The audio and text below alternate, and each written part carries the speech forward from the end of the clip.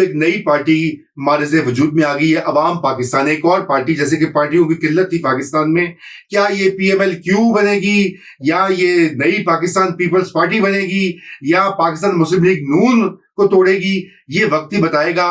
शाहिद खाकान अब्बासी, मिफ्ता इस्माइल, दो इसके बड़े वेल नोन फेसेस हैं, और मुस्तफ़ा नवाज खोकर कुछ इस पर भी बात करेंगे कि इसके प्रोस्पेक्ट्स क्या हैं।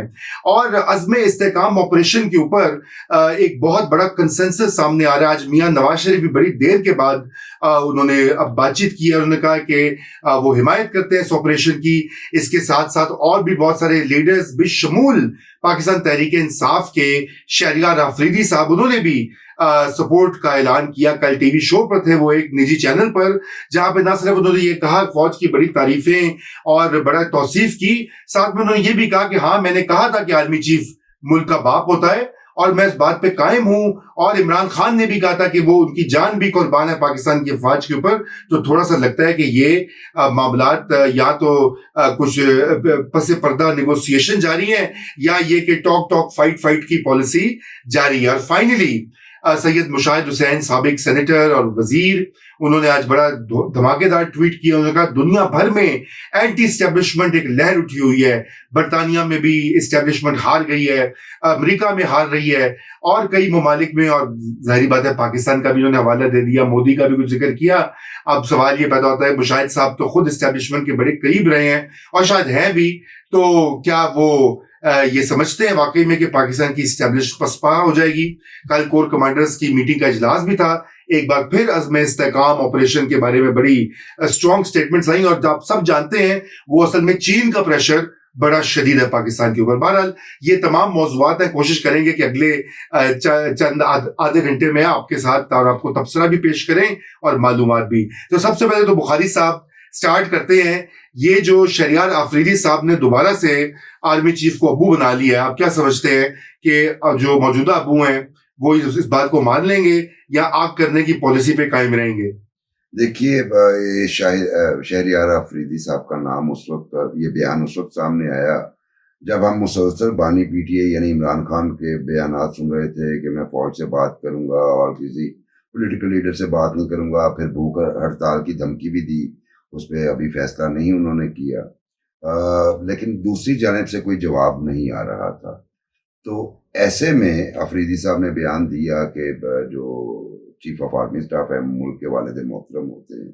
अच्छा, ये अफरीदी साहब के बारे में अभी कुछ दिन पहले बड़ा स्ट्रांग र्यूमर थी कि शायद ये PTI छोड़ जाएं, लेकिन फिर हमने देखा कि कल जो टीम गई, चूंकि इस वक्त PTI में 2 ग्रुप्स की बात है, लेकिन उसी में चलते चलते मैं आपको बताता जाऊं कि मेरी गुफ्तगू जब हुई PTI के कुछ बड़े क्रेडिबल लोगों से, उन्होंने हंस कहा 2 ग्रुप नहीं है भाई, 12-14 ग्रुप है, 14 कम अज कम है।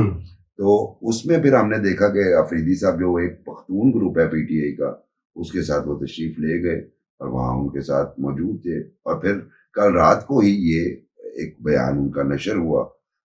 इसके 2-3 पहलू हो सकते हैं रजा भाई।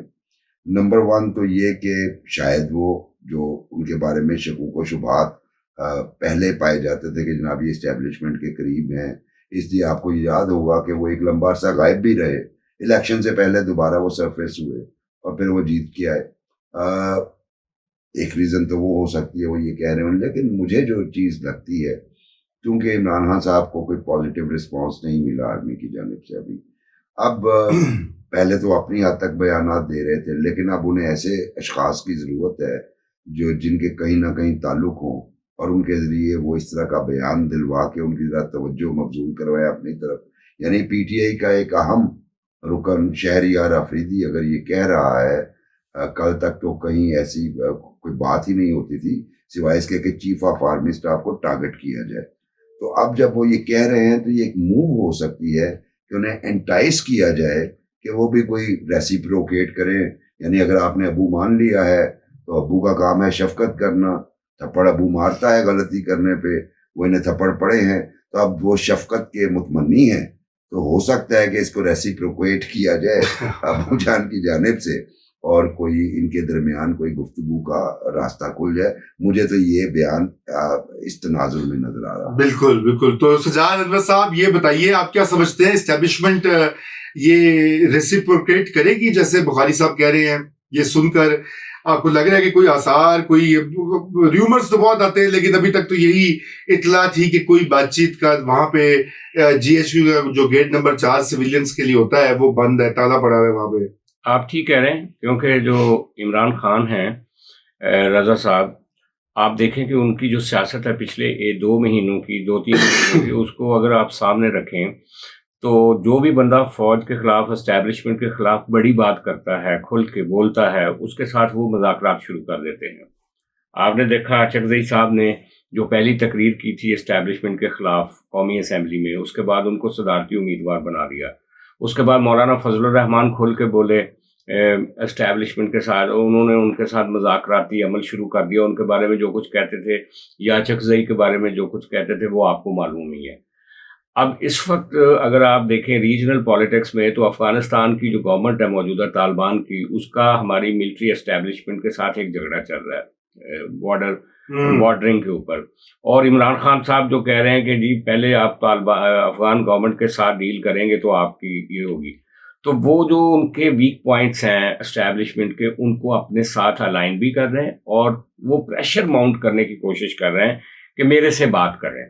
और दूसरा वो ये भी तासुर देने की कोशिश कर रहे हैं कि आप जो हुकूमत आपने इंस्टॉल कर रखी है वो आपका पर्पस सर्व नहीं करेगी। और आज उन्होंने कहा भी कि कल कि ये जो बजट दिया गया है, ये अवाम जो है वो एक नागवार बजट को तब कबूल करेंगे जब कोई मकबूल गवर्नमेंट देगी। अगर आप ये इशारा समझें तो उनका ये कहने का मतलब था IMF वर्ल्ड बैंक को भी कि ये आपकी शर्तें हम मान सकते हैं, लेकिन अगर हम इक़्तिदार में आए। और फौज को भी ये कह रहे थे कि अगर आप हमारे लिए कोई रास्ता खोलते हैं तो हम ये आसानी पैदा कर सकते हैं। लेकिन जो परसेप्शन की लड़ाई होती है ना सियासत में, वो बाज़ औक़ात जो ज़मीनी हकीकतें होती हैं उनको बाज़ औक़ात खा जाती है। परसेप्शन की लड़ाई क्या है? मिलिट्री का कल का अगर आप बयान सामने रखें कोर कमांडर मीटिंग्स का, तो वो उन्होंने डिजिटल टेररिज्म की बात की। उन्होंने कहा जो अज़म इस्तेहकाम को अदम इस्तेहकाम कहते हैं, वो पाकिस्तान के प्रॉस्पेरिटी के मुखालिफ हैं, उनको कुचल दिया जाएगा। ये परसेप्शन है हमारी एस्टैब्लिशमेंट का PTI के बारे में। और जो दूसरी तरफ परसेप्शन है वो एक शहरयार अफरीदी अकेला नहीं है, जो रोज़ वो बात करते हैं, जो रेट्रिक उनका PTI का है, सोशल मीडिया पे, हर जगह पे, बाहर IMF के दफ्तरों के सामने जो मुजाहरा करते हैं, जो उन्होंने यूनाइटेड नेशन के अंदर वो जो उनकी ह्यूमन राइट्स की कमेटी वर्किंग ग्रुप है, उसमें जो करारदाद पेश की, जो उन्होंने ऐवान नुमाइंदगान अमेरिका में एक करारदाद जो है वो सामने लेकर आए। इवन वो बरतानिया में भी लॉबिंग कर रहे हैं नई गवर्नमेंट के साथ जो आ रही है कि कोई आप भी कुछ करें। तो वो जो कुछ मैं समझता हूँ कि पीपल्स पार्टी और नून लीग के साथ एस्टैब्लिशमेंट ने किया, मैं समझता हूँ उसका सारा कफ़ारा जो है वो अब PTI इंटरनेशनली भी और मुल्क के अंदर भी वो लेने के लिए तैयार खड़ी है। और क्या एस्टैब्लिशमेंट जो मुशाहिद हुसैन को आपने कोट किया कि सारी दुनिया में अगर एस्टैब्लिशमेंट लूज कर रही है तो क्या पाकिस्तान में भी लूज करेगी? तो मैं मुशाहिद साहब के बारे में